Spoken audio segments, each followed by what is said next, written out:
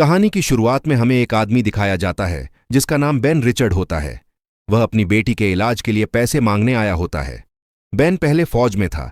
उस पर खुफिया जानकारी बेचने का इल्जाम लगाकर उसे फौज से निकाल दिया गया और ब्लैकलिस्ट कर दिया गया, जिसकी वजह से वह कोई काम नहीं कर सकता। वह आदमी उसे बुरा भला कहकर कमरे से बाहर निकाल देता है। बाहर निकलकर बेन टीवी पर एक शो द रनिंग मैन का एड देखता है, जिसमें जीतने वाले को अच्छा खासा इनाम दिया जाता है। बेन इसे इग्नोर करके वापस घर आ जाता है। घर आकर वह टीवी ऑन करता है। वहां पर भी एक स्पिन द व्हील शो लगा होता है। इसमें भी जीतने वाले को इनाम दिया जाता है, मगर ज्यादा नहीं। बेन एक तख्ते पर शोज और उनके इनाम लिखता रहता है। बेन और उसकी बेटी टीवी देख रहे होते हैं, तभी उसकी पत्नी शीला काम से वापस आ जाती है। बेन बेटी को शीला के पास देता है और पूछता है कि कोई मेडिसिन का बंदोबस्त हुआ। शीला जो मेडिसिन लेकर आई थी वह बहुत थोड़ी थी और उससे उनकी बेटी कैथी ठीक नहीं हो सकती थी। शीला कैथी को झूले में डालती है ताकि वह सो जाए, लेकिन उसकी एक जुराब नहीं मिलती। बेन उसे बेड के नीचे ढूंढता है, मगर नहीं मिलती।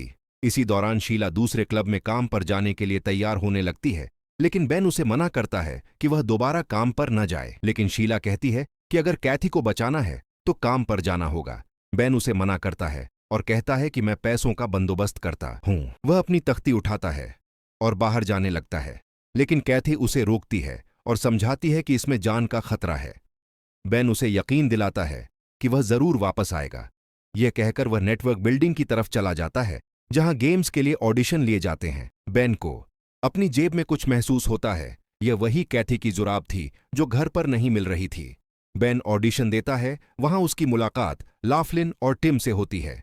ऑडिशन में बेन सब अच्छा परफॉर्म करता है। फिर उसे बड़े बॉस डैन किलियन के पास भेजा जाता है। डैन किलियन बेन को उसकी काबिलियत की बुनियाद पर द रनिंग मैन गेम में शामिल करता है, मगर बेन यह करने से मना कर देता है। किलियन बताता है कि किसी और गेम में हिस्सा लेकर वह अपनी बेटी को नहीं बचा पाएगा।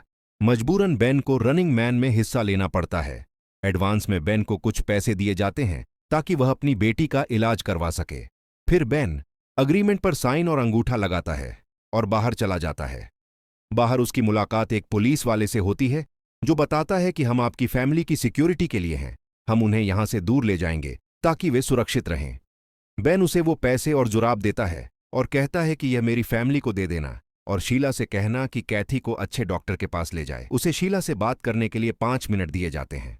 बेन शीला से वादा करता है कि वह जरूर वापस आएगा। बेन अपने कमरे में बैठकर टीवी देख रहा होता है। दरवाजे के नीचे से एक लिफाफा आता है। उसमें फैमिली की फोटो और जुराब होती है और फोटो के पीछे लिखा होता है फॉर द गुड लक। अगले दिन हमें दिखाया जाता है कि बेन, लॉफ्लिन और टिम तीनों को रनिंग मैन के लिए सिलेक्ट किया गया है। अब बारी होती है अनाउंस करने और रूल्स बताने की, जिसे बॉबी होस्ट कर रहा होता है। रूल्स में बताया जाता है कि 30 दिन तक आपको अपनी जान बचानी है और शो के हंटर्स आपको ढूंढेंगे और जान से मारने की कोशिश करेंगे। रूल नंबर 1, आपको रोजाना 10 मिनट कैमरा के सामने बैठना होगा।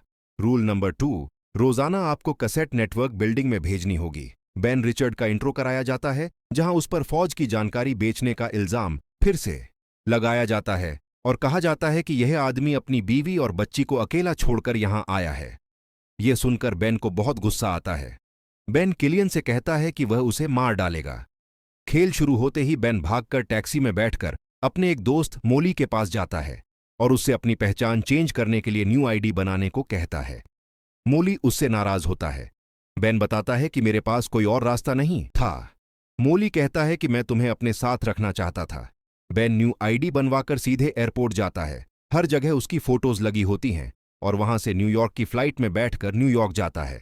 वहां एक होटल में रहने लगता है। कमरे में जाकर रूल के मुताबिक 10 मिनट कैमरा के सामने सो जाता है। फिर वह सीडी नेटवर्क बिल्डिंग में भेज देता है। कमरे में आकर आराम से सोने लगता है। वह सपने में देखता है कि हंटर्स उसके होटल तक आ गए हैं और उसे मारने वाले हैं। तभी वह जाग जाता है। उसी वक्त शो शुरू होता है और बेन देखता है कि टिम को एक मार्केट के बाहर पकड़ लिया जाता है और वे उसे शूट कर देते हैं। फिर बेन अपना बैग पैक करता है और खिड़की के रास्ते भाग जाता है। फिर वह एक वॉचमैन के पास जाता है और उससे उसका कमरा और जैकेट खरीद लेता है। यह कमरा नेट से दूर होता है, यहां हंटर्स उसे ढूंढ नहीं सकते थे। फिर बेन लिफ्ट के जरिए ऊपर जाता है। कमरे में जाकर कैमरा के सामने 10 मिनट देता है। उसे कमरे में एक बॉम्ब मिलता है। उसे देखकर वह डर जाता है। फिर वह विंडो से बाहर देखता है। एक आदमी पागलों की तरह खुद से बात कर रहा होता है।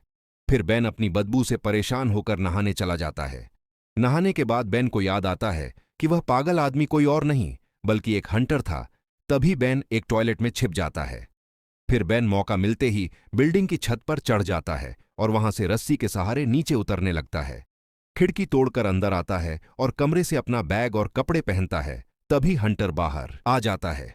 बेन कमरे से निकलकर रस्सी से लटक जाता है और दूसरे कमरे में चला जाता है और लिफ्ट से नीचे जाता है। तभी बेन नीचे लॉबी में पहुंच जाता है। अंधेरे की वजह से वह आग जलाता है, मगर उसकी वजह से कमरे में आग लग जाती है। बाहर से गोलियां चलने लगती हैं, जिससे गैस पाइप लीक हो जाती है और वहां धमाका हो जाता है और बेन नीचे पानी में गिर जाता है और बच जाता है। बाहर उसे एक बच्चा मिलता है और कहता है कि मेरा बड़ा भाई तुम्हें बचा लेगा। बच्चा अपने भाई को लेकर आता है। बेन रहने के लिए कमरा मांगता है। उसके लिए वह $10 मांग लेता है, क्योंकि उसे अपनी बहन जून की मेडिसिन लानी थी, जिसे कैंसर था। लड़के का भाई उसे कहता है कि अगर दिमाग से खेलोगे तो 30 दिन तक बच पाओगे।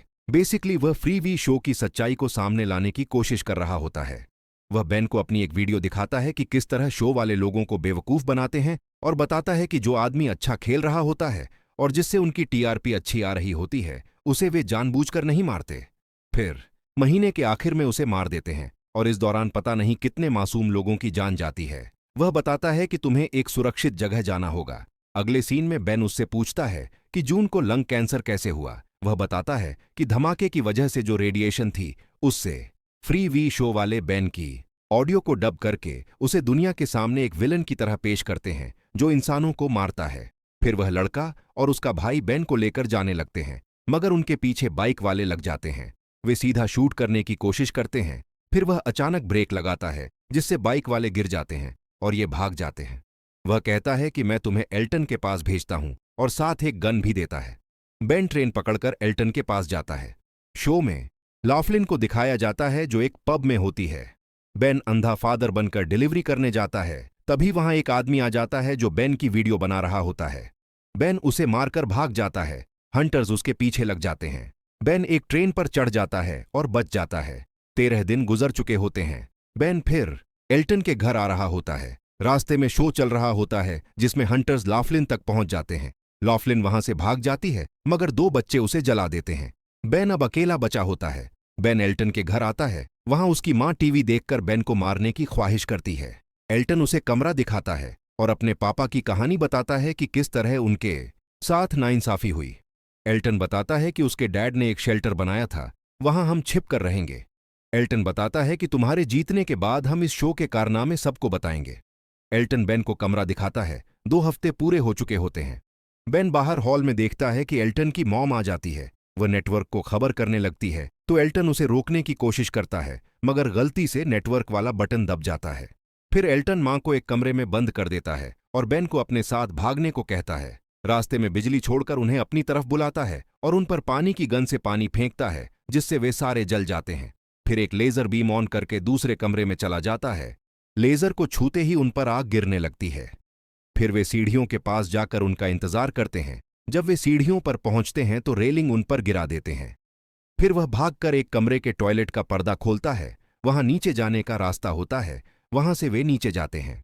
वे वापस उसी कमरे में आ जाते हैं। इस पर बेन बहुत गुस्सा होता है। फिर वह हॉट डॉग वाले ठेले को साइड पर करता है। वहां से नीचे जाने का एक और रास्ता होता है। वहां से वे नीचे एक टनल में पहुंच जाते हैं। वहां शो का एक हंटर आ जाता है और वह एल्टन को पेट में चाकू मार देता है। वह बेन को मारने वाला होता है। तभी शो के ओनर किलियन की कॉल आती है। वह उसे बेन को मारने से मना करता है और उससे बात करवाने को कहता है। बेन उससे बात करता है। वह बेन को अपने हंटर को मारने के लिए कहता है। इससे बेन को यकीन हो जाता है कि यह शो फेक है और टीआरपी के लिए वे मासूम लोगों की जान लेते हैं। फिर बेन और एल्टन दोनों गाड़ी लेकर निकलते हैं, मगर हंटर्स और कैमरास उनके पीछे होते हैं। गाड़ी में कुछ बॉम्ब भी रखे होते हैं। एल्टन ज्यादा खून बहने की वजह से बेन को मैप देता है ताकि वह अंडरग्राउंड बंकर ढूंढ सके। हंटर्स उन्हें दोनों तरफ से घेर लेते हैं। बेन अपनी गाड़ी उनसे टकराकर खुद भाग जाता है।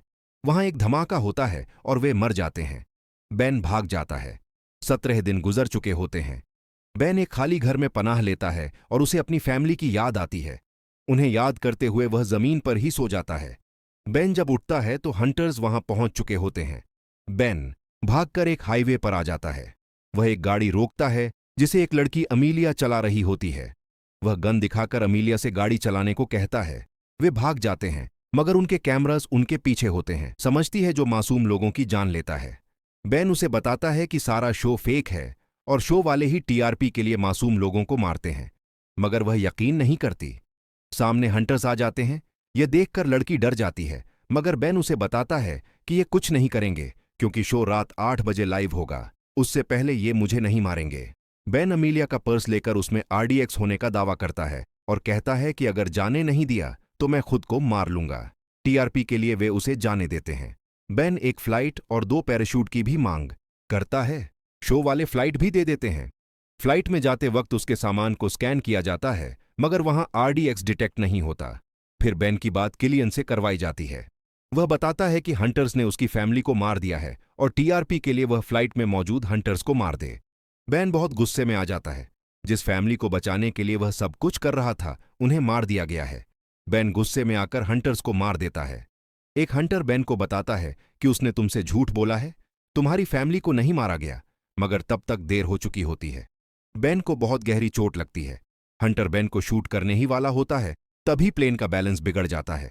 वह बेन को गले से पकड़ लेता है। बेन मरने वाला होता है तो वह उसका पैराशूट खोल देता है, जिससे वह खिड़की में लटक जाता है। फिर बेन उसे मार देता है और अमीलिया को पैम्फलेट और पैराशूट देकर नीचे भेज देता है। लोगों को शो की सच्चाई पता चल जाती है और सारे बेन की साइड हो जाते हैं और किलियन को मारने की मांग करते हैं। प्लेन में धमाका होता है और दिखाया जाता है कि बेन मर गया है। शो का होस्ट बॉबी शो छोड़कर चला जाता है। किलियन खुद होस्ट करने आता है, मगर लोग उस पर बोतलें फेंकने लगते हैं। किलियन खुद को बचाकर भागने लगता है। सामने से बेन आ जाता है और वह किलियन को मार देता है। फिल्म के आखिरी सीन में हमें दिखाया जाता है कि शीला अपने बच्चे के साथ शॉपिंग करने आती है।